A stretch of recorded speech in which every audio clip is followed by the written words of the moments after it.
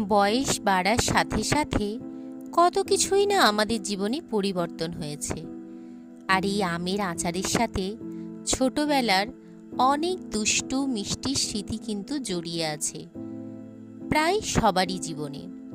যেমন ছোটবেলায় কিন্তু আমরা নারকেলের নাড়ু বা আমের আচার বা তেঁতুল এগুলো কিন্তু বাড়ির বড়দের না জানিয়ে চুরি করেই একরকম খেতাম। যখন দেখতাম মা দুপুরবেলায় ঘুমিয়ে গেছে, ঘরের দরজাটা আস্তে আস্তে খুলে আমের আচার নিয়ে এক দৌড়ে বাইরে চলে যেতাম, যেয়ে বন্ধুদের সাথে ভাগাভাগি করে খেতাম। আর আগে থেকে সব প্ল্যান প্রোগ্রাম তো রেডি করাই থাকতো। আর আজকে সেই সব কিছু নিজের হাতের নাগালের মধ্যে। হাতের নাগাল বলতে বয়স বাড়ার সাথে সাথে যখন নিজের সংসারে হাতে